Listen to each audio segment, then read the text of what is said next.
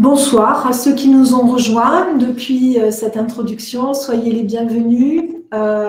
Ces 4 vendredis des familles s'inscrivent dans les actions du réseau d'écoute, d'appui et d'accompagnement des parents. Donc, ils sont soutenus par la Caisse d'allocation familiale de la Gironde.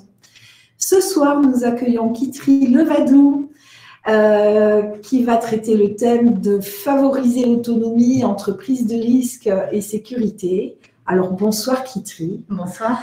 Merci à toi d'avoir relevé ce challenge de venir tenir cette rencontre avec les familles à travers un écran. Tu es éducatrice de jeunes enfants en libéral. Tu es également instructrice en massage pour bébés. Tu interviens sur le Sud Gironde. Et tu accompagnes les parents qui le souhaitent dans leur rôle de parents à travers ce métier d'éducatrice. On fait également appel à toi, l'UDA fait également appel à toi dans le cadre des ateliers qui s'appellent les ateliers Tes parents. Ce sont des ateliers qui sont destinés aux parents d'enfants entre 0 et 1 an. Et dans le cadre de ces ateliers, eh bien, tu interviens sur plusieurs thématiques, l'initiation au massage des bébés, comprendre les pleurs et communiquer avec son tout petit. Donc, un grand merci à toi. Merci. Bonsoir à tout le monde. Avant de commencer, je voulais remercier l'UDAF qui a su pouvoir organiser ce temps de rencontre en visio et rendre possible qu'on soit ensemble ce soir. Et je voulais également remercier Myriam Thiraud, qui est psychomotricienne à Toulaine, avec qui j'ai préparé cette intervention. Donc, on est ensemble ce soir pour parler autour de la question de l'autonomie de l'enfant, comment favoriser l'autonomie de l'enfant entre prise de risque et sécurité.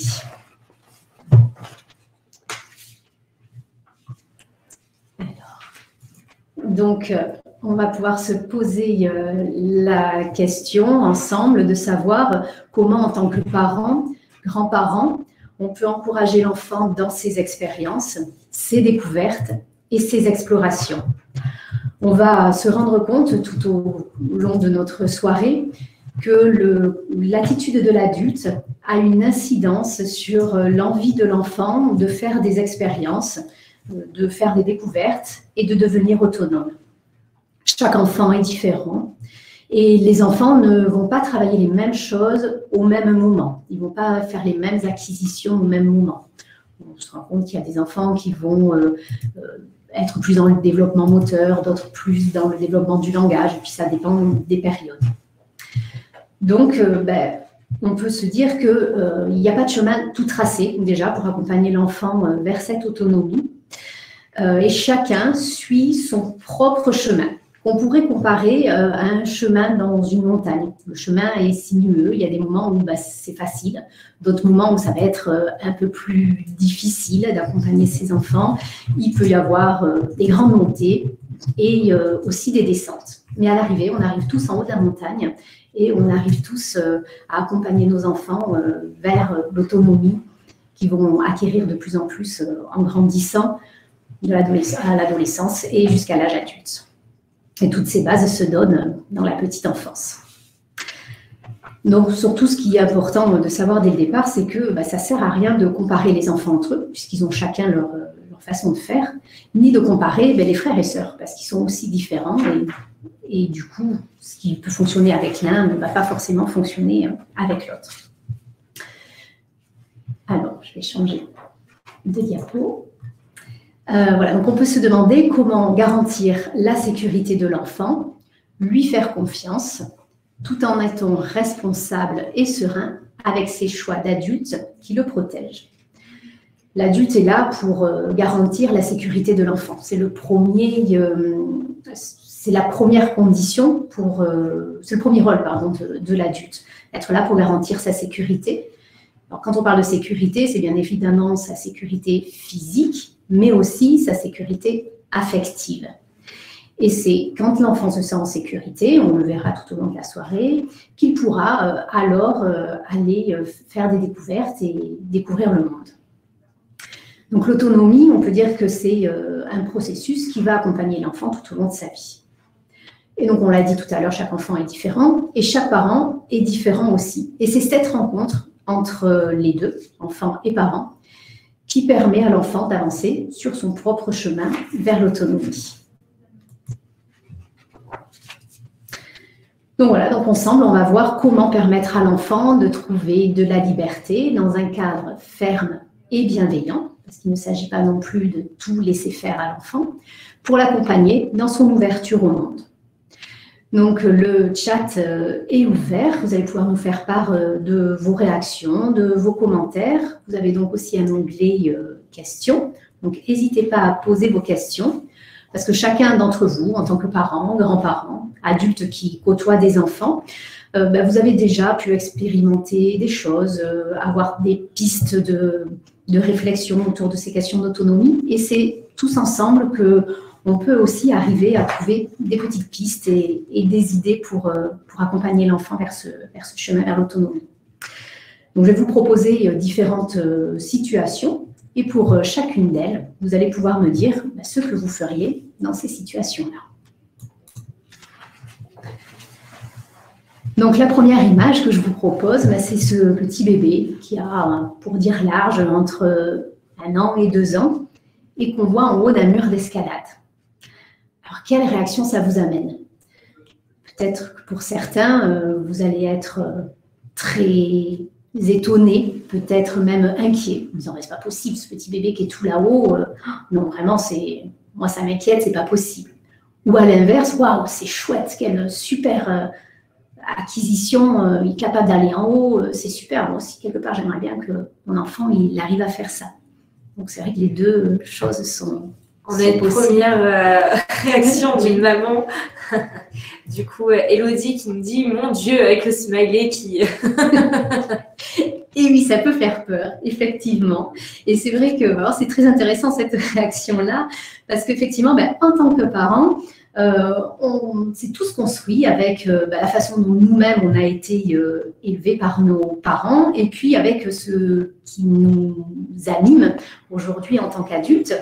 Et donc, on se rend compte qu'on n'a pas tous les mêmes limites, on n'a pas tous les mêmes inquiétudes, pas tous les mêmes tolérances face aux prises d'initiative de nos enfants. Et il n'y a pas de bonne ou mauvaise réponse, pas de bonne ou mauvaise réaction. Et en fait, chaque parent va réagir en fonction de ce qu'il est et de ce qui, pour lui, est possible de tolérer, d'accepter de son enfant. Et aussi en fonction de là où on est son enfant. Il y a des enfants qui vont vite être très moteurs, d'autres pas trop.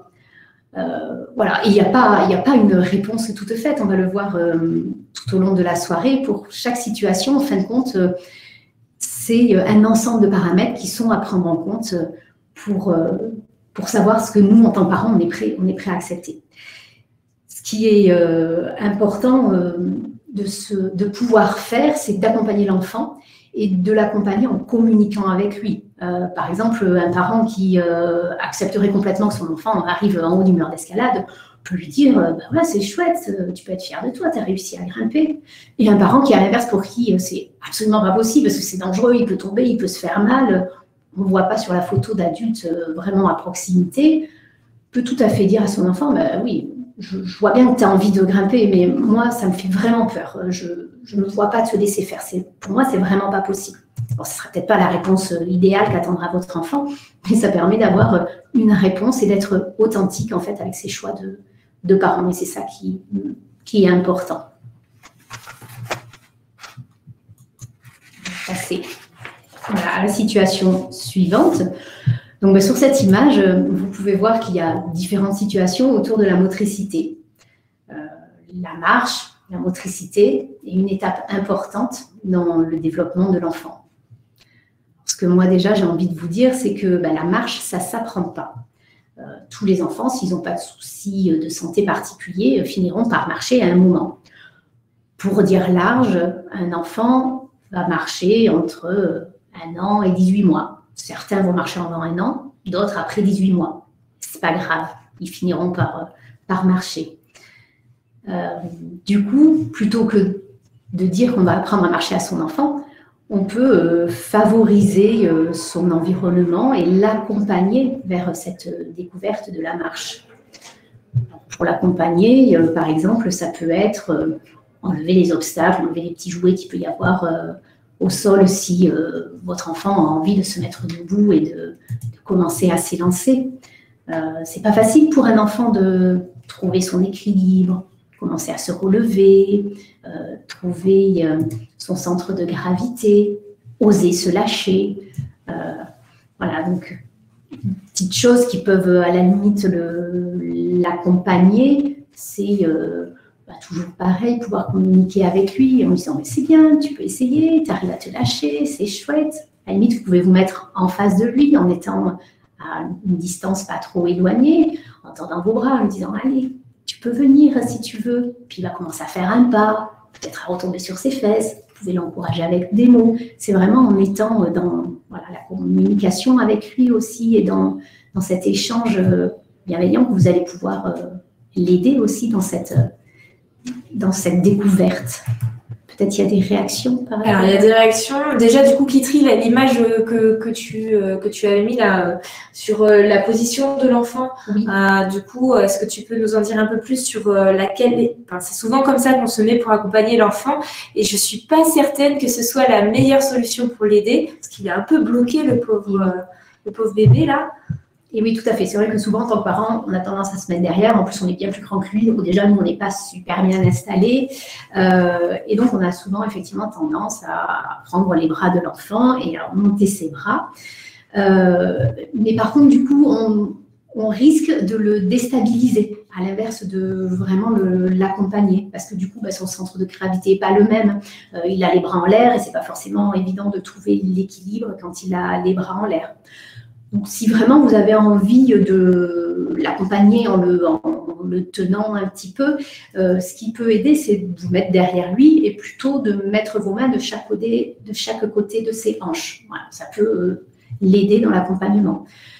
Mais comme pour l'enfant, c'est une découverte qu'il doit faire quand il sera prêt, il va de lui-même arriver à se mettre sur ses pieds, trouver de la force, il faut que ses jambes soient plus fortes. Il va se relever à des choses basses qui l'entourent, à une table basse chez vous, sur le bord du fauteuil. Et c'est petit à petit, il va se relever, il va s'appuyer, chercher son équilibre sur les barreaux du parc ou du lit. Il va commencer à trouver un équilibre, à oser se lâcher et puis petit à petit à faire un pas et puis un autre. Et c'est en communiquant avec lui, en lui disant mais c'est chouette, tu arrives à marcher, oh bah oui, tu es tombé, mais tu vas pouvoir recommencer. C'est vraiment en l'encourageant dans ses découvertes que ça peut l'aider à marcher. Alors Kitri, il y a quelques petites réactions par rapport du coup à certains objets que tu as pu nous mettre dans notamment ce Youpala. Alors du coup, on a la question directe de, donc désolé le prénom, je ne le connais pas, c'est Roultabille, qui nous dit « Est-ce bien de lui fournir un Youpala ?» Alors, le Youpala en lui-même n'a pas d'intérêt pour que l'enfant puisse marcher. Par contre, j'ai envie de vous déculpabiliser. Si vous avez un Youpala à la maison et que votre enfant est un peu dedans, c'est pas grave. Voilà. Par contre, l'enfant, quand il est dans le Youpala, ses jambes sont un petit peu arquées, ses pieds souvent sont sur la pointe des pieds, ce qui n'est pas du tout la position que prend l'enfant quand il marche et qu'il découvre la marche. Donc, le mettre dans le Youpala, même si on a l'impression qu'il pousse avec ses pieds, il pousse avec ses pieds. Il ne marche pas. Donc, ce n'est pas en étant dans un Youpala qu'il va marcher plus vite. Et au contraire, s'il y est beaucoup, il peut prendre des mauvaises positions qui ne sont pas les positions naturelles pour la marche. Après, il y a des enfants qui, de temps en temps, aiment beaucoup aller dans le Youpala parce que ça leur donne aussi une sorte de liberté, d'autonomie. Tout est dans la mesure. S'il y a un petit peu que vous êtes à côté, c'est pas très grave. S'ils passent leur journée, c'est quand même déconseillé.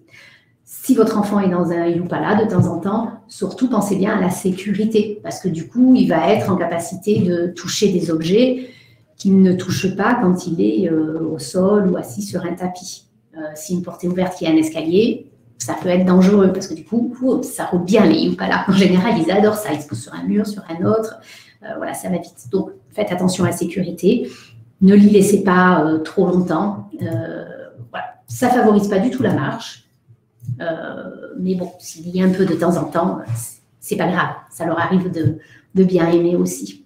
Du coup, est-ce que tu peux nous parler des 2 autres objets que l'on voit, donc notamment le parc et puis du coup, je ne sais pas comment ça s'appelle, l'espèce de coussin là. Alors, moi j'appelle ça un anneau de maintien. Voilà, il y a plusieurs noms possibles. Le parc, alors le parc peut avoir une utilité aussi quand l'enfant commence à se tourner du dos au ventre, à rouler.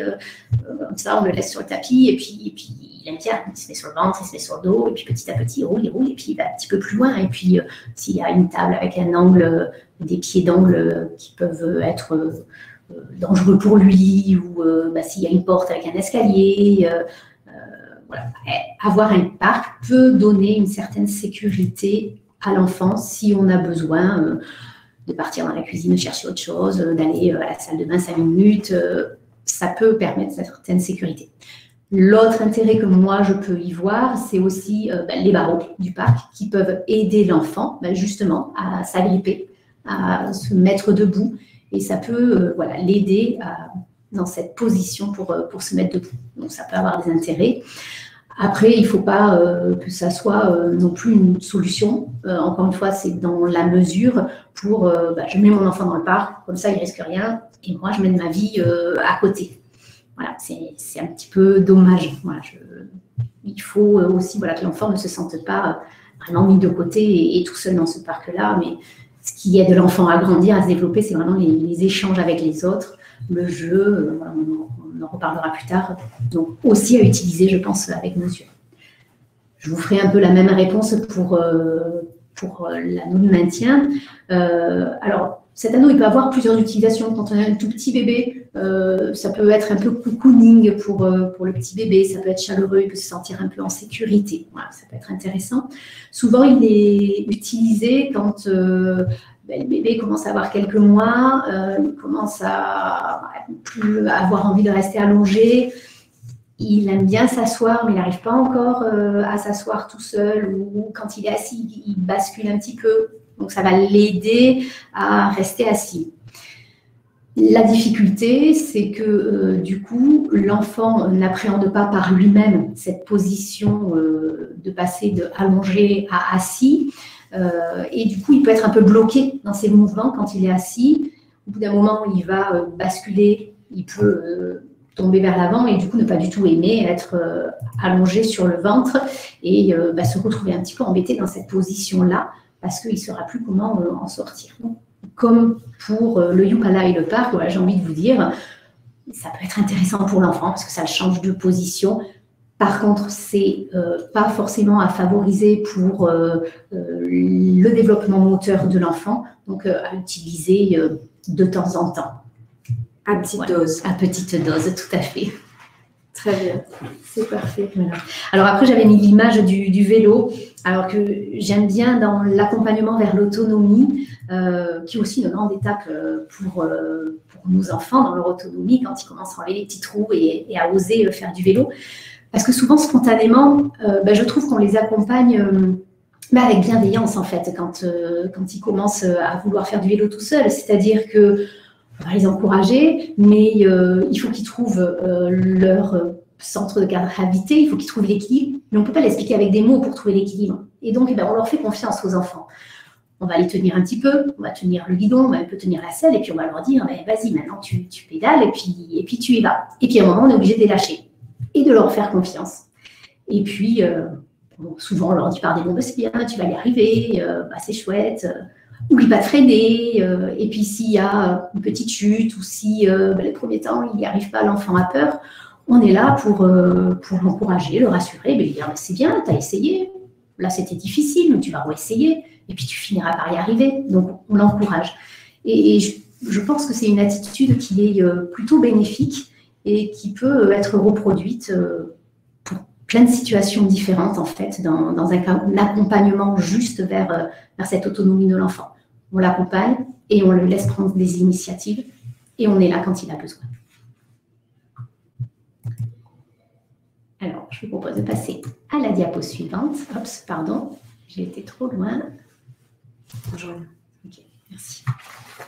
Donc voilà, une autre grande thématique par rapport à l'autonomie, c'est le sommeil.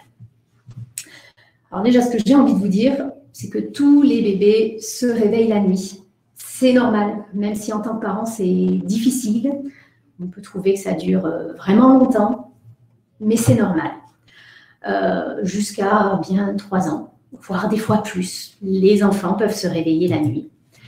Alors, la nuit, c'est synonyme de séparation, de lâcher prise. Et c'est vraiment pas facile pour les enfants. C'est pas facile pour les parents non plus, mais l'enfant, du coup, il a besoin d'être rassuré à ce moment-là, surtout le tout petit bébé. La priorité, on l'avait vu le premier vendredi autour du lien d'attachement, mais c'est cet attachement-là. Et l'enfant, il a donc besoin de se sentir en sécurité et donc de savoir que la personne qui s'occupe de lui, donc souvent ses parents, souvent donc sa figure d'attachement, est là pour répondre à ses besoins. On l'a vu aussi la semaine dernière. C'est important d'écouter l'enfant dans ses besoins, et même si des fois on ne comprend pas bien pourquoi il pleure, parce qu'il n'a pas forcément faim, la couche est propre, ou quand il est plus grand, il n'y a pas l'air d'y avoir de problème particulier, mais l'enfant, il exprime un besoin à ce moment-là. Et surtout, il a besoin d'être rassuré. Donc, c'est important que le parent puisse répondre à ce besoin-là. Dire à son enfant que, oui, on entend que pour lui, ce n'est pas facile. Alors, quand on a dit ça, c'est bien beau, mais voilà, comment on fait après concrètement? Alors, malheureusement, je n'ai pas de solution miracle. Il y a des petites pistes qui peuvent aider. Alors, les rituels chez les enfants pour ce temps d'endormissement peuvent vraiment contribuer à les rassurer. Donc, un rituel, qu'est-ce que ça va être? Il va être différent pour tous les enfants et pour vous les parents. Ça peut être lire une petite histoire. Ça peut être refaire à chaque fois le même déroulement dans la soirée. Alors, par exemple, après le repas, il peut y avoir un petit temps de jeu où on lit une petite histoire, puis après on va laver les dents, on passe aux toilettes, on met une couche, et puis on va au lit. Dans le lit, on peut chanter une petite chanson, on se raconter une histoire, écouter de la musique, et puis après il y a ce moment de l'endormissement. Voilà. Et c'est vrai que ça rassure les enfants s'il y a un petit rituel qui peut se mettre en place. Mais un rituel qui va fonctionner à un moment ne va plus forcément fonctionner quelques mois après, et il faudra trouver autre chose. Quelque chose qui va fonctionner avec un enfant ne fonctionnera pas forcément avec les frères et sœurs. Donc voilà, ce que j'ai envie de vous dire, c'est faites-vous confiance en tant que parents et faites confiance à vos enfants. Alors vous pouvez faire des petits essais. Si pendant quelques temps, lire une histoire ensemble, ça fonctionne, tant mieux, c'est chouette. Puis peut-être quelques temps après, ça sera à l'inverse d'écouter une petite musique, par exemple. Voilà. Est-ce qu'il y a des réactions par rapport à cette thématique? Très bien. Alors oui, on a du coup, on a juste une réaction de Elodie qui nous dit très bien si le rituel est identique et si pas de perte de tétine. Ah oui, la tétine, effectivement. Oui, donc la tétine est importante. Je ne sais pas si tu veux rebondir dessus. Oui, tout à fait. Oui. C'est vrai que la tétine est très importante parce qu'elle fait partie de ce qui peut aussi rassurer l'enfant. Et puis, ou le pouce, tout à fait. Des fois, il peut y avoir et le doudou et des fois, il tète le doudou s'il n'y a pas forcément de tétine ou de pouce. Mais c'est vrai que tous ces objets-là, que ce soit le doudou, la tétine, le pouce, sont très importants pour l'enfant. On parle d'objets transitionnels, de doudou, ça le sécurise, c'est un petit lien encore avec ses parents, avec le monde extérieur, et ça permet de pouvoir permettre de se lâcher prise pour s'endormir. Alors c'est vrai que les tétines, des fois, elles tombent la nuit. Alors il y a des petites astuces, il y en a qui ont des attaches tétines. Il faut faire attention que ça ne soit pas dangereux. Wow. J'en avais marre. Ça peut aider. Alors il y a certaines tétines aussi qui sont phosphorescentes. Alors quand l'enfant est un peu plus grand, ça peut lui permettre de retrouver la tétine.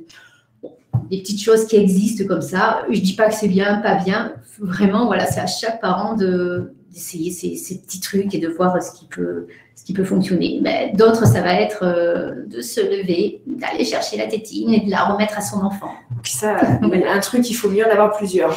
Il vaut mieux en avoir plusieurs, effectivement.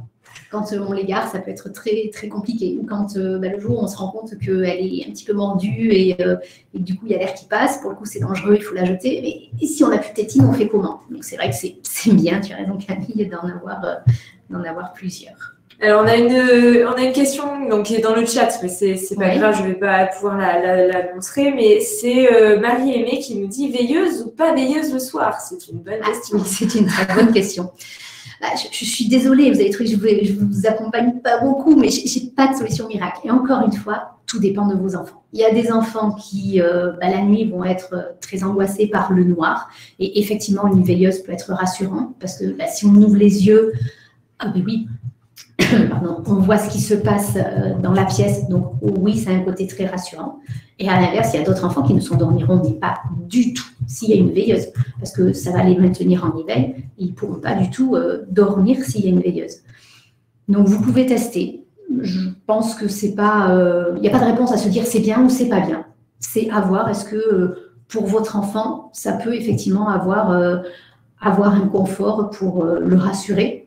Ça peut aussi aider la petite veilleuse, mais quand en tant que parent, on doit se lever la nuit, ça évite d'allumer les lumières et d'être nous-mêmes complètement réveillés et qu'après, on passe beaucoup de temps à devoir se rendormir. Parce qu'il faut aussi, en tant que parent, aussi penser à soi et se protéger. Voilà, c'est important aussi. Donc, si l'enfant n'aime pas la veilleuse et que pour vous, en tant que parent, c'est un petit outil qui peut être utile, pourquoi ne pas la mettre, par exemple, dans le couloir, que ce ne soit pas dans la chambre de l'enfant? Ça peut être aussi une petite astuce. Mais voilà, à tester, à voir si… Donc, ça dépend des enfants. En fait. Tout à fait. À voir si pour votre enfant, c'est bénéfique. Et puis, encore une fois, peut-être que pendant quelques mois, ça va rassurer votre enfant et ça sera super et du coup, les nuits se passeront mieux. Et puis, un jour, sans trop savoir pourquoi, à l'inverse, cette veilleuse va à la limite trop le stimuler, il n'aura plus du tout envie et il aura besoin de dormir dans le noir. Ou inversement. Alors du coup, moi je vais poursuivre aussi parce que c'est vrai qu'avec Kitri, on a pas mal travaillé sur le sujet. Et donc c'est en parlant qu'on a vu que c'était intéressant de mettre ces différents types de couchage. Donc là, vous pouvez voir un lit à barreaux, un lit au sol, le lit en cododo. Voilà, Kitri, est-ce que tu peux nous apporter un petit peu d'éclairage? Parce que des fois, on se demande quand même, et moi la première, en tant que maman, est-ce que c'est bien d'avoir gardé le lit à barreaux plutôt que le lit au sol? Parce que finalement, le lit au sol est très à la mode. Hein. Alors oui, il y a des effets de mode, il y a aussi les connaissances qu'on a de plus en plus grâce aux neurosciences qui montrent entre autres ce besoin de venir réconforter l'enfant quand c'est un tout petit bébé. Donc effectivement, le cotodo par exemple peut avoir un intérêt parce que l'enfant va être rassuré parce que son parent est à côté, le parent est juste à côté, ça évite de se lever la nuit aussi. Ça peut avoir l'inconvénient que, du coup, en tant que parent, on est tenté de réagir au moindre bruit de l'enfant. Et un enfant, quand il dort, il peut avoir aussi des temps où il va avoir un sommeil relativement agité, mais ce n'est pas forcément pour ça qu'il se réveille ou qu'il a besoin qu'on intervienne. Voilà, encore une fois, j'ai envie de dire que ces différentes possibilités, elles existent. Elles sont à tester aussi en fonction de ce que vous, en tant que parent, il vous semble intéressant d'essayer ou pas. Parce que ce ne sera pas la même réponse pour vous, pour vos voisins et vos amis. Et toutes ces solutions peuvent avoir des avantages et des inconvénients. Alors, je ne sais pas si sur le chat, ça vous fait réagir et ce que vous en pensez, si vous avez déjà testé. Par exemple, pour parler sur la banquette au sol, ça peut être intéressant quand l'enfant est en capacité de sortir de son lit tout seul parce que justement, il va être plus autonome. Ça peut résoudre le problème de la tétine qui tombe. Justement, il a juste à tendre la main ou le doudou pour la récupérer et elle n'est pas en bas du lit à barreaux. Donc, ça peut avoir un intérêt. Mais pour d'autres enfants, ça ne va pas du tout être sécurisant, ce lit. Et puis, pour eux, ça va être un jeu. Donc, ils auront tout le temps envie de sortir du lit. Et puis, à un moment, il faut quand même les amener vers le fait que dormir, c'est important et qu'il faut aller vers le sommeil. Donc, c'est vraiment adapté en fonction de vos enfants, mais en fonction de vous, comment vous le sentez à un moment donné. Pareil pour le lit à barreaux. Alors, le lit à barreaux, quand c'est un petit bébé, ça peut avoir un côté un peu cocooning. Si on met le bébé voilà, dans son lit, souvent on va voir que le bébé vient se blottir contre les barreaux parce que justement, être près de quelque chose, ça va le sécuriser. Et puis quand l'enfant commence à grandir, il faut faire attention à la sécurité de l'enfant. C'est-à-dire quand il est en capacité de se relever, de se tenir au barreau, il faut faire attention à ce qu'il ne bascule pas de l'autre côté du lit. Donc souvent, maintenant, les lits à barreaux, le sommier peut se baisser. Donc il faut effectivement penser à baisser le sommier pour la sécurité de l'enfant. Et puis quand il commence à avoir envie d'enjamber, c'est peut-être le moment de se dire qu'il faut passer à un autre lit, alors, au sol ou pas au sol, ça c'est à vous de voir. Mais voilà, c'est aussi en observant son enfant qu'on peut voir qu'il acquiert de plus en plus d'autonomie et qu'on peut passer à une autre étape. Oui, bien sûr. On a Elodie qui nous dit tout à fait d'accord, s'adapter à l'enfant, c'est le principal. Il faut lui faire confiance et être à son écoute. Mais moi, je rajouterais aussi qu'il faut s'écouter aussi soi. C'est ça. Et du coup, l'important, c'est aussi, si on se sent en sécurité avec un lit à barreaux, il faut mieux utiliser un lit à barreaux. Tout à fait, tout à fait. Donc voilà. Et puis, ça va dépendre de l'enfant. Voilà, s'il est agité ou pas. Voilà, chaque enfant est tellement différent. C'est ça. Donc, c'est bien avec Itri, on ne jette pas tous nos objets. Juste, on essaye de les adapter suivant ce qu'on veut en faire, suivant les enfants. Je pense effectivement qu'en observant vos enfants, ça vous donne des pistes, mais surtout vous en tant que parents, voilà, qu'est-ce que vous êtes prêts à tester, pas tester, parce qu'on n'a pas tous les mêmes envies, les mêmes tolérances, on n'est pas construit de la même façon, on n'a pas eu la même éducation, et du coup, tout ce qui nous anime aujourd'hui ressort quand on est parent. Donc c'est important aussi de s'écouter en tant que parent. Parce qu'il faut être authentique, c'est-à-dire que si on fait quelque chose parce que voilà, ma copine elle m'a dit que ça c'était super bien, il fallait absolument tester volontairement, je cite pas une méthode de couchage plutôt qu'une autre, mais telle méthode de couchage, mais que nous on n'y croit pas au fond de nous, ça fonctionnera pas. Il faut vraiment que nous on soit convaincus de ce qu'on souhaite proposer à nos enfants pour que c'est une possibilité que ça fonctionne avec nos enfants. Ouais, donc c'est un petit peu en train de répondre à Émilie qui nous dit à quel moment retirer la barrière du lit. Finalement, c'est un peu quand on le sent, son enfant qui est prêt. C'est ça, voilà. Alors la petite astuce qu'il peut y avoir, si on sent son enfant est prêt, mais qu'en tant que parent, on peut être un petit peu inquiet, il y a toujours possibilité de mettre un petit matelas au sol juste à côté du lit. Comme ça, on se dit, si jamais l'enfant il tombe sur le matelas, il se fera pas mal, il ne tombe pas au sol. Mais voilà, si vous ne vous sentez pas prêt pour enlever la barrière, ça ne sert à rien de le faire parce que vous allez vous inquiéter et les enfants ressentent ce que ressentent les parents. Donc, ça ne se passera pas bien si vous ne le sentez pas. Donc, faites-vous confiance vraiment en tant que parent. Ouais, je trouve qu'il y a quand même une remarque de Rouletabille avant de passer au prochain, au prochain thème qui dit « Avec nos filles, on a dû rappeler les limites après chaque période de maladie, car elles se réveillaient trop. » C'est vrai que du coup, il y a des fois, moi je le vis aussi avec nos enfants, c'est vrai qu'à des moments, on leur laisse la possibilité de venir dans le lit parce qu'ils sont malades. Mais après, voilà, c'est attention aux habitudes. Tout à fait. Alors, pour certaines familles, ça ne posera pas de problème. L'enfant peut venir dans le lit, il peut dormir dans le lit, ok, pas de souci. Pourquoi pas? Au bout d'un moment, plus l'enfant grandit, c'est bien qu'il puisse aussi apprendre à dormir dans son lit, dans sa chambre. Et effectivement, il faut poser des limites. En tant que parent, on est aussi là pour poser des limites, donner un cadre, parce que l'enfant, il se construit dans ce cadre. Et il peut trouver de la liberté et justement développer son autonomie à partir du moment où il y a un cadre qui est posé.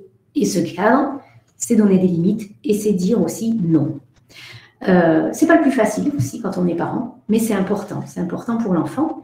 Et c'est là où c'est important de se demander, qu'est-ce que moi en tant que parent, j'accepte et qu'est-ce que moi j'ai envie de poser comme limite. Il ne faut pas qu'elle soit trop nombreuse, mais du coup il faut s'y tenir. Et effectivement, si mon enfant, il a le droit de venir dormir avec moi quand il est malade parce que oui, ça le sécurise parce qu'il se sent vraiment pas bien. Et puis il est juste à côté, c'est rassurant aussi pour nous en tant que parents. Par contre, je pense que maintenant, ils sont en âge de dormir dans leur lit. Donc, tu vas dormir dans ton lit. Eh bien, on lui dit à l'enfant, j'entends que ça ne te convient pas, mais pour moi, c'est important. Tu vas dormir dans ton lit. Alors après, on peut l'aider en lui proposant, par exemple, des choix. Bon, tu vas dormir dans ton lit. Voilà, tu le sais. Par contre, voilà, avant de dormir, est-ce que tu veux, on lit une histoire ensemble ou on écoute de la musique? Voilà. Ça ne va pas répondre à son envie à l'enfant de dormir avec nous. Mais par contre, on lui donne le cadre et dedans, on lui propose une alternative pour l'accompagner vers ce que nous, on demande en tant que parents. Voilà, ça peut être une petite piste. Ouais, ça aide. Ouais. Et puis surtout pas lâcher, peut-être aussi. Tout à fait, tout à fait. Il faut, voilà, quand on est OK avec le cadre qu'on donne, qu'il a du sens pour nous, du sens pour l'enfant, eh bien, il faut le tenir. Il faut le tenir parce que ça rassure l'enfant de savoir que la règle, quand c'est non, c'est non. Voilà, et ça aide vraiment à ce qu'il puisse se construire. Alors, on a un papa qui réagit. Oui. Arnaud qui nous demande que penser du réveil pédagogique. Pourquoi est-ce que tu un petit peu plus d'explications? Alors, je suppose que le réveil pédagogique, qu'on parle de la même chose, et puis pour expliquer à ceux qui ne sauraient pas de quoi il s'agit.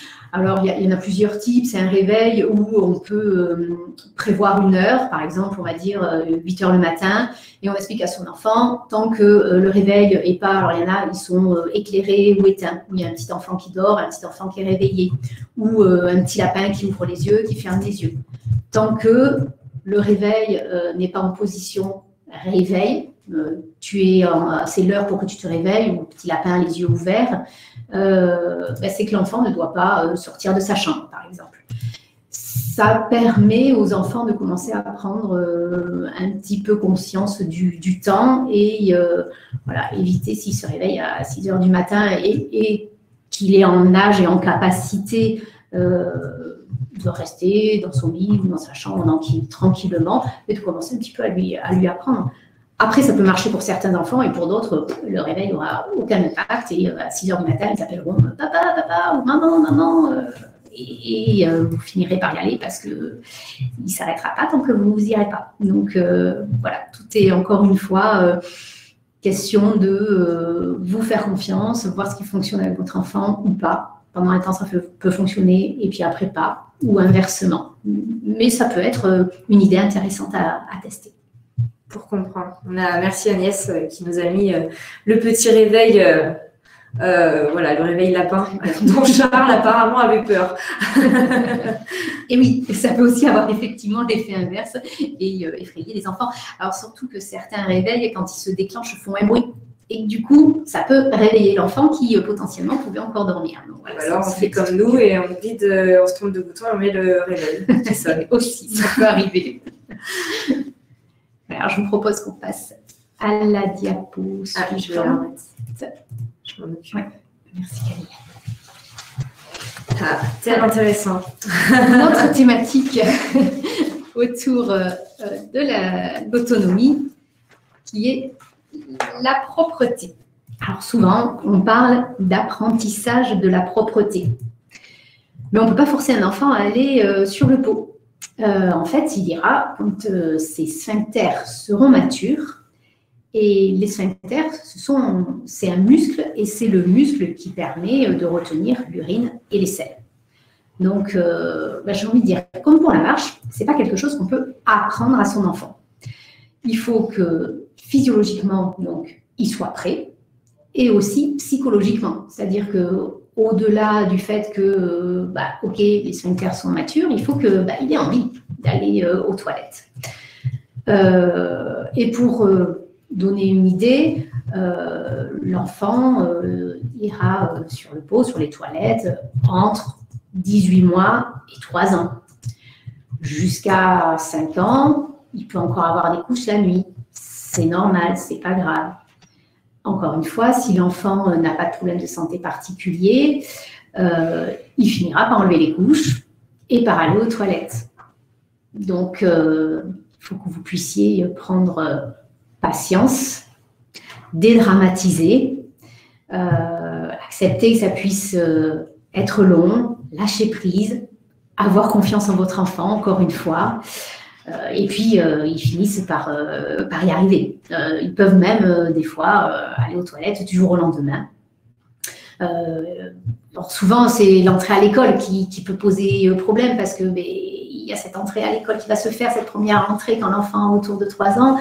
Et puis, quelques semaines avant, il a encore des couches. Donc, mince, il y a un petit peu de pression qui arrive. Mais bon, même s'il y a un ou deux petits accidents au début, bon, en général, les maîtresses sont tolérantes. Et puis, vraiment, votre enfant, du jour au lendemain, il peut enlever les couches. Et puis, moins il y a de stress et d'angoisse autour de cette notion-là, plus c'est simple. Il y a des petits livres aussi, des albums jeunesse pour les enfants qui peuvent traiter du pot, du pipi, caca, et qui peuvent être intéressants à leur lire. Donc, aller au rythme de l'enfant. Aller au rythme de l'enfant, tout à fait. Alors après, vous pouvez, dans les petites astuces, avoir un pot, lui proposer régulièrement, quand par exemple vous lui changez la couche ou au moment où vous lui donnez le bain, lui dire tiens, si tu as envie, tu peux aller sur le pot. Voilà, ça peut aider, mais ne pas le forcer. Plus vous le forcez, plus vous risquez de le braquer et ça va être compliqué. Alors, avant qu'on passe au thème suivant, parce que l'heure passe, moi j'avais une question du coup sur le brossage des dents. Oui. Comment on peut le rendre un peu autonome Alors, très, très vite, vous pouvez, alors quand je dis très vite, c'est très tôt, par contre, vous pouvez effectivement l'inciter à se brosser les dents. Quand les premières petites dents apparaissent, au début, c'est des petits manchons qu'on peut mettre sur le doigt, qui peut commencer à frotter les dents. Vous n'êtes pas obligé de mettre de dentifrice au début, c'est juste aussi pour l'habituer. Ça fait partie de l'hygiène du quotidien.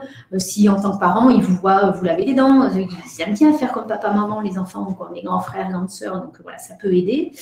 Et puis le mettre dans, j'ai envie de dire, les routines du quotidien, comme on va à la douche, on prend un bain, comme on va aux toilettes. C'est vraiment le rentrer dans les routines du quotidien. D'accord. On a du coup, il y a l'heure qui tourne. Oui. Par contre, on a une question quand même de Maïs sur la propreté, donc je vais quand même la mettre parce que j'ai pas mis la bonne, c'était l'autre que je voulais mettre. Hop. Alors, mon fils de 4 ans ne veut pas faire caca aux toilettes. Nous essayons qu'il fasse déjà en position accroupie avec une couche. Sur tout le reste, aucun problème. Juste pour faire caca, il faut qu'il fasse dans une couche. Il a plus d'1 an, il a été propre, souci en vacances. Alors, c'est vrai que les selles, ça vient souvent après. Et il y a des enfants pour qui c'est plus difficile. Ils ont une période aussi où ça peut les angoisser, ce caca qui sort d'eux. Donc, effectivement, vous avez une bonne solution de lui proposer de mettre la couche le temps qu'il fasse caca et de l'enlever après. En général, c'est qu'une passade et après, justement, ça va l'aider parce que vous allez à son rythme et il finira par y aller. Des fois, ils n'ont pas envie d'aller sur le pot, ils préfèrent aller sur les toilettes ou inversement. Si vous êtes inquiète, vous pouvez toujours aller voir un médecin. Un médecin ne vous enverra jamais d'aller le consulter juste pour vous rassurer et vous dire que votre enfant n'a pas de problème particulier. Mais jusqu'à 4-5 ans, oui, ça arrive effectivement. Et puis des fois, c'est une période. L'enfant va être propre, même des fois jour et nuit. Et puis, quelque chose fait qu'il y a un petit temps de régression. Il aura à nouveau peut-être besoin de la couche la nuit ou pour faire caca. Et puis en général, ça finit par passer. Et puis à nouveau, il pourra aller aux toilettes et ne plus avoir besoin de couche même pour faire caca. D'accord, très bien. On passe au thème suivant du coup, l'alimentation. Tout à fait. Alors, se nourrir, c'est un besoin vital. Mais pas seulement. C'est souvent autour du repas qu'il y a des échanges, c'est un moment convivial. C'est un merveilleux moment pour les enfants pour affirmer leur autonomie. Non, j'ai pas envie de manger, de pousser l'assiette par terre. Depuis jusqu'à présent, il mangeait toujours les haricots verts et alors là maintenant, il veut plus en entendre parler. Il veut manger que des pâtes. Sur une des images, on voit la petite fille qui retourne l'assiette. Et on a juste l'impression qu'elle fait ça pour nous embêter. Voilà. Mais encore une fois, il faut penser que l'enfant, il est en train d'expérimenter, de faire des découvertes.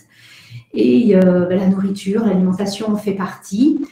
Ça passe aussi par la manipulation. Quand ils sont petits, ils ont besoin de toucher.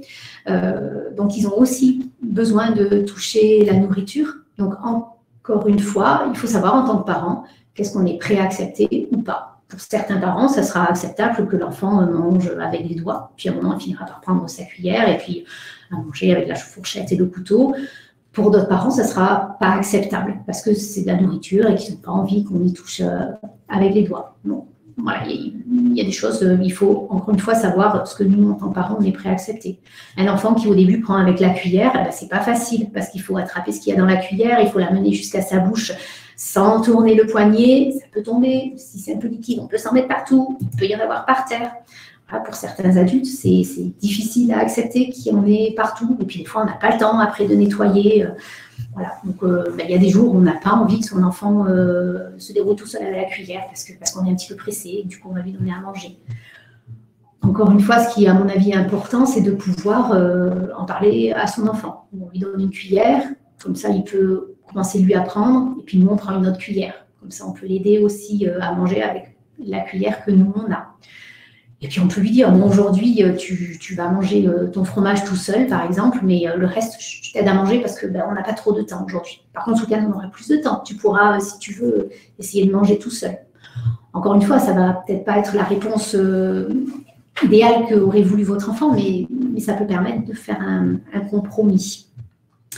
Et puis, pour que ce temps du repas se passe bien, vous pouvez essayer de lui donner des choix en fonction de là où il en est dans ses possibilités. Ça peut être par exemple, est-ce que tu veux manger dans l'assiette verte ou dans l'assiette rouge? Aujourd'hui, je souhaite que tu manges un fruit. Est-ce que tu veux une orange ou une pomme? Voilà, là vous donnez le cadre, je veux que tu manges un fruit. Voilà. Et puis vous lui donnez une possibilité dedans. Est-ce que tu veux une orange ou une pomme? Très vite aussi, les bébés, ils adorent cuisiner avec leur papa, leur maman, être à côté, voir les aliments, et ils peuvent participer. Et souvent, comme ça les aide aussi à avoir envie de manger et de découvrir d'autres aliments. Le choix, ça reste quand même quelque chose que tu préconises en fin de compte. Alors, le choix, mais dans un cadre. C'est-à-dire que... alors déjà, ce que j'ai envie de vous dire, c'est qu'un enfant en bonne santé, je ne vous l'ai pas dit, mais il ne se laisse pas mourir de faim. Donc, en tant que parent, des fois, c'est dur à entendre, mais ce n'est pas grave si votre enfant, il n'a pas beaucoup mangé à 1 ou 2 repas, voire presque pas mangé. S'il est en bonne santé, ce n'est pas grave, il mangera mieux au repas d'après. Et quand je dis lui laisser le choix, encore une fois, c'est dans un cadre. C'est-à-dire que vous pouvez, par exemple, lui expliquer que le repas se compose de carottes en entrée, de poulet et de haricots verts, et puis en dessert, il y aura un fruit. Vous lui annoncez le repas. Par exemple, le choix pourrait être l'ordre dans lequel l'enfant veut manger son repas et lui proposer l'ensemble sur un type plateau repas. Alors là aussi, par rapport à certains parents, ça va être acceptable. Pour d'autres, ça va être difficilement acceptable que l'enfant commence par le dessert et qu'il finisse après par l'entrée ou par le plat. Mais ça pourrait effectivement être un choix pour l'enfant. Voilà. Le choix reste toujours dans le cadre que nous, adultes, on souhaite mettre. C'est le moment du repas, il faut mettre le couvert. Comment tu mets? Voilà. Est-ce que tu veux mettre l'assiette ou le verre? Voilà. C'est vraiment trouver du choix pour que l'enfant participe, mais dans un cadre établi par le parent. Voilà. Et encore une fois, il faut qu'en tant que parent, on soit authentique, on soit vrai avec ses choix pour pouvoir le faire passer à ses enfants. Alors, on a une question du coup de Lauriane. On va en prendre qu'une sur cette thématique pour qu'on puisse passer à la suivante. Mais n'hésitez pas, il y a le chat qui est ouvert. Oui. Alors, donc, il y a eu plusieurs questions. Donc, mon enfant fait des colères quand on essaie de lui faire manger quelque chose. Oui. Par exemple, manger, il va se mettre à pleurer. Donc, il veut toujours faire seul, mais effectivement, ce n'est pas toujours possible. Comment faire pour que ces crises cessent, car elles sont très fortes. Notre enfant ne parle pas bien ou pas, et il peut réagir ainsi parce qu'il voit que l'on fait alors qu'il aurait voulu faire. Ah oui, et oui. Et oui, votre intervention est très juste. C'est-à-dire que des fois, ils ont envie de faire tout seul, de manger tout seul. Ils n'y arrivent pas forcément. On n'a pas toujours le temps. Et oui, ça peut provoquer effectivement des pleurs chez l'enfant. Encore une fois, malheureusement, je n'ai pas de solution miracle. Ce qui me semble important, c'est d'entendre l'enfant dans son besoin. D'entendre l'enfant dans son besoin, c'est-à-dire de lui dire avec des mots, oui, je vois bien, tu as envie de faire tout seul, mais là aujourd'hui, j'ai vraiment pas le temps de te laisser manger tout seul parce que ça prend plus de temps quand tu manges tout seul parce que tu es encore en train d'apprendre à manger tout seul. Donc, lui proposer, voilà ce que je disais tout à l'heure, pourquoi pas lui donner une cuillère et puis qu'il essaye de manger tout seul et vous prenez votre cuillère pour l'aider à manger, ou vous lui dites, par exemple, tu manges ton entrée tout seul et le reste, je te le donne à manger. Et puis, effectivement, si il est à ce moment-là submergé d'émotions et contrarié et que du coup, ça déborde et qu'il est en pleine colère, j'aime pas trop ce mot, mais que voilà, il est en plein pleurs, à ce moment-là, le repas, il va plus être possible parce que votre enfant, du coup, il est dans d'autres choses. Et c'est là où il a besoin de savoir que vous, en tant que parent, vous êtes là, que vous entendez qu'il n'est pas d'accord avec ça. Ça ne veut pas dire que vous l'acceptez, mais que vous l'entendez, le rassurer en lui disant, bon, ok, tu n'es pas d'accord, mais voilà, je n'ai pas trop le choix pour l'instant, mais je comprends que tu ne sois pas d'accord. Voilà, mais je suis là et je t'aime quand même si tu pleures. Par contre, voilà, on va essayer de se relâcher aussi, de se dire que c'est pas nous en tant que parents qui sommes attaqués non plus parce que son enfant ne veut pas manger. C'est juste qu'à ce moment-là, il est submergé par tellement de choses qu'il n'est plus dans cette envie de repas. Il me semble qu'il y avait autre chose aussi dans votre question, c'était s'il ne voulait pas du tout manger, je crois. Ouais, c'était pour arrêter les crises. Ouais, je pense qu'on va passer au thème suivant, Kitri. Désolée.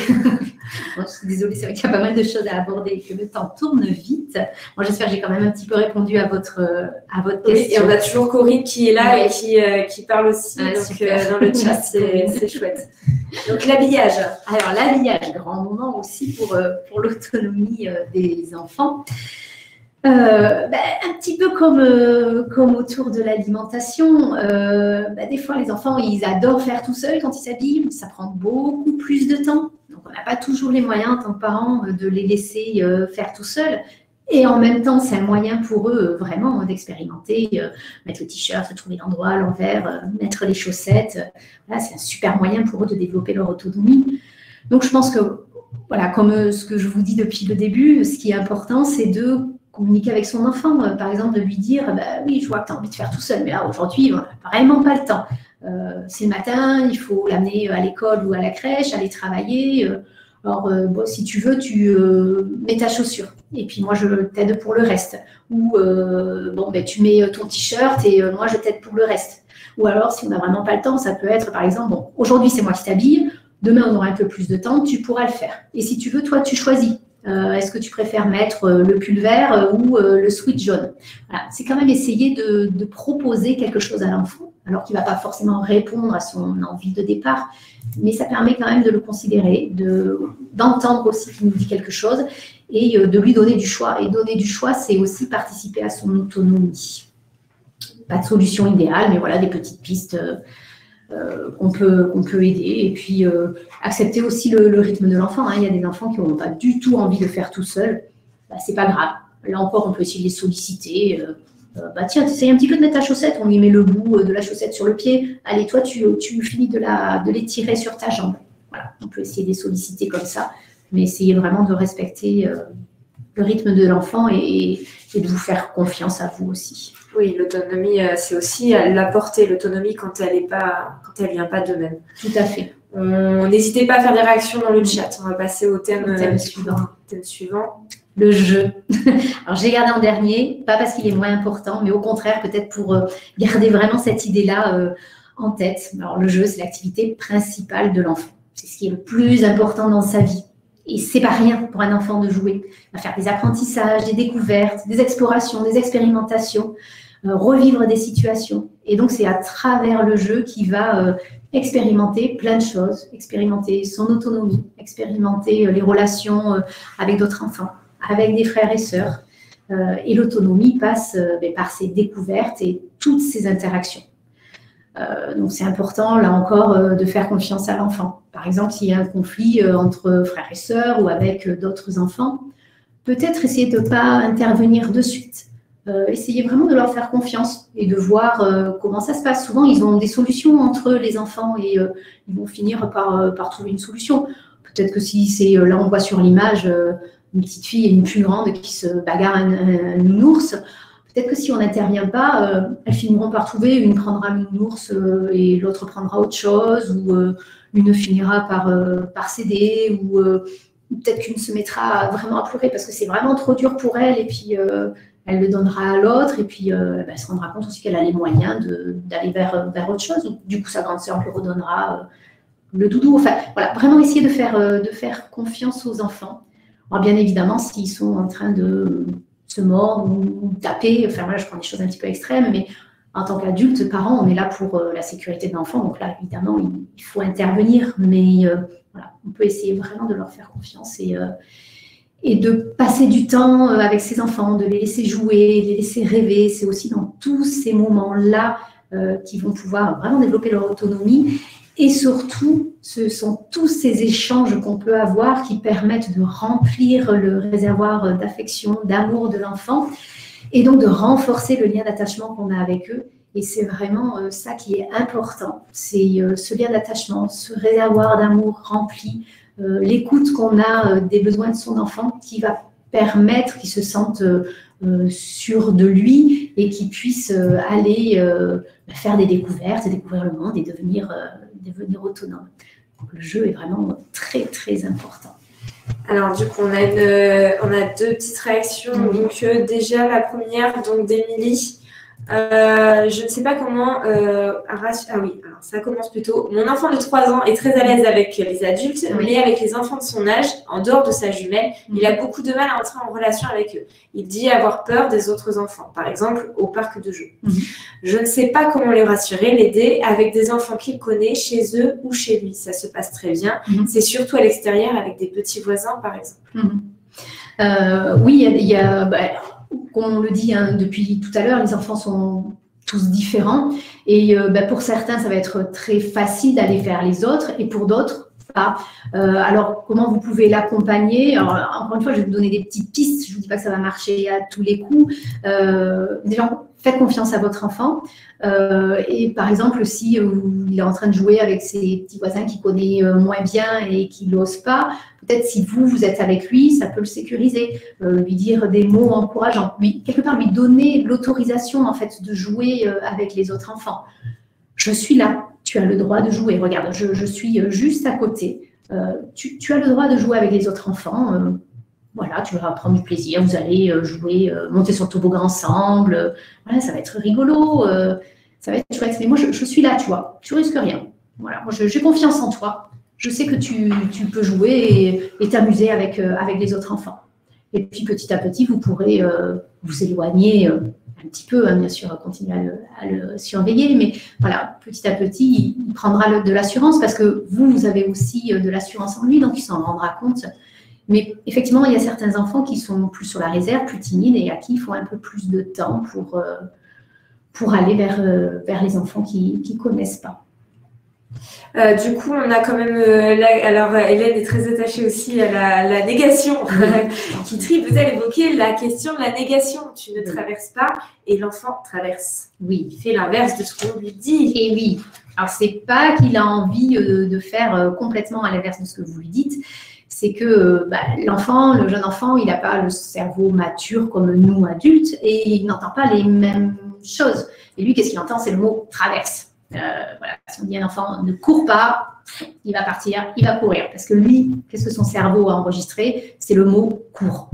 Donc, c'est toujours intéressant. Alors, c'est un exercice qui n'est pas facile parce qu'on n'en a pas souvent l'habitude, mais d'essayer de trouver l'affirmative. Au lieu de dire une négation, de dire affirmative. C'est-à-dire qu'au lieu de dire ne traverse pas, reste à côté de moi. Ne cours pas, on va marcher. Voilà. Ne me lâche pas la main. Tiens-moi la main. Voilà, c'est vraiment essayer à chaque fois d'enlever la négation. Quand on parle aux jeunes enfants, ça les aide effectivement à comprendre la consigne et à pouvoir l'accepter. Ah ouais, très bon outil à mettre en place. Tout à fait. Alors, du coup, il y avait une question. Oui. Donc, Lauriane qui nous dit je me rappelle qu'enfant, j'avais été très bloquée lorsque mes parents avaient, en voulant bien faire, voulu me pousser à aller jouer avec une petite fille. J'avais pris cela comme une tentative de m'exclure des conversations de mes parents et je m'étais braquée. Ah oui, vous avez raison. C'est vrai que certaines fois, on aurait envie, quand on a un enfant qui est un peu plus sur la réserve, de le pousser un peu vers les autres. Mais là encore, je pense que c'est important de suivre son rythme, de lui donner la possibilité de le faire, mais peut-être pas de l'obliger. Tout à fait. Ne pas l'obliger parce que vous risquez d'avoir l'effet inverse, effectivement, de le braquer. L'enfant ne va pas se sentir reconnu dans son besoin à ce moment-là et ça risque d'avoir effectivement l'effet inverse. Donc, d'être dans l'écoute et le respect de son enfant, oui, c'est important. Lui dire que c'est possible, l'encourager, mais pas l'imposer. Très bien, merci Kitri. Du coup, on va arriver sur les dernières diapos que je voulais partager avec vous. Alors, voilà, un petit rappel de tout ce qu'on vient de se dire. On aurait eu encore énormément de choses à échanger. Donc, pour encourager l'autonomie de l'enfant, voilà, quelques petites pistes, c'est remplir son réservoir d'amour, utiliser les compliments, valoriser les réussites, faire preuve d'empathie, nommer et respecter les efforts. Des fois, ils n'arrivent pas du premier coup, mais voilà, on peut quand même dire, ouais, c'est chouette, tu as essayé. Et offrir des choix. Voilà, c'est vraiment important, toutes les expériences positives que peuvent faire les enfants. Et nous avons vu voilà, que l'autonomie est vraiment liée à la confiance en soi et à l'attachement. Donc, quelques pistes pour, du coup, accompagner cette autonomie, nous, en tant que parents ou grands-parents. Alors déjà, voilà, c'est normal de se poser des questions quand on est parents et grands-parents. Donc, voilà, ne vous inquiétez pas, c'est tout à fait normal. C'est important de se faire confiance et de faire confiance à son enfant. Et c'est nécessaire de l'accompagner avec une juste distance. Alors, c'est le plus difficile. C'est exactement l'exemple de j'ai envie que mon enfant il aille vers d'autres, mais il n'ose pas. Donc, voilà, on l'accompagne, mais on ne l'impose pas. Et ça peut être intéressant que vous puissiez vous questionner sur le sens de la demande que vous faites à votre enfant pour l'accompagner avec bienveillance. Et surtout, faites-lui confiance et faites-vous confiance dans un cadre qui garantit sa sécurité physique et affective. C'est ça qui est important. Voilà, j'avais envie de vous remettre un petit peu le cercle vertueux de l'autonomie. Donc, tout part de l'attachement. S'il y a un attachement qui est bien, qui est là, du coup, les parents ont confiance en eux et ont confiance en l'enfant. Et du coup, l'enfant a confiance en lui et en ses parents. Et c'est ces éléments-là qui vont faire qu'il va pouvoir partir explorer. Quand il part explorer, il peut y avoir des moments où il y a des petites difficultés qu'il rencontre. Et de ce fait, il va revenir vers sa figure d'attachement qui va pouvoir à nouveau remplir le réservoir d'affection. Et puis, le cercle reprend. Et c'est comme ça qu'on aide l'enfant à grandir.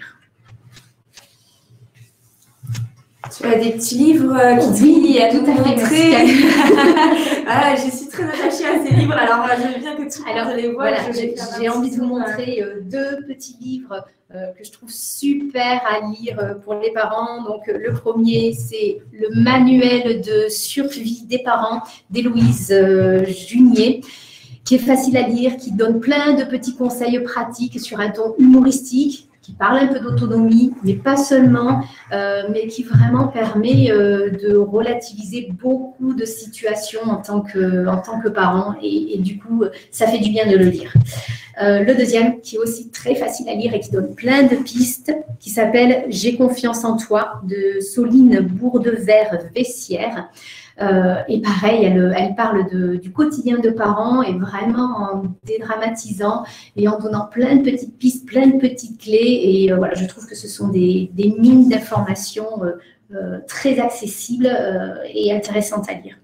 Et après, si vous avez envie d'aller un petit peu plus loin sur ces thématiques, alors je crois que ce sont des livres qui ont été aussi abordés les semaines précédentes et que je vous rappelle, Au cœur des émotions de l'enfant de Isabelle Filosa et Pour une enfance heureuse du docteur Catherine Guéguen, voilà, qui parlent aussi de toute cette première enfance et de toutes ces nouvelles découvertes sur les neurosciences et comment les mettre en pratique au quotidien. Et du coup, sur ma dernière diapo, alors je suis désolée, je ne sais pas rebasculer. Voilà, pardon. Donc, je voulais juste finir, excusez-moi, en vous remerciant de ce temps échangé. Voilà, ça passe très vite. On aurait pu encore échanger beaucoup de choses. Et surtout, je vous souhaite de passer de beaux moments de partage, de jeu et d'échange avec vos enfants et petits-enfants, parce que c'est vraiment avec ce temps partagé, en étant des parents authentiques et des moments de qualité avec vos enfants que vous les aiderez vers ce chemin, vers l'autonomie. Voilà, merci beaucoup. Merci Kitri. Merci. Merci pour cette intervention. On était sur du concret.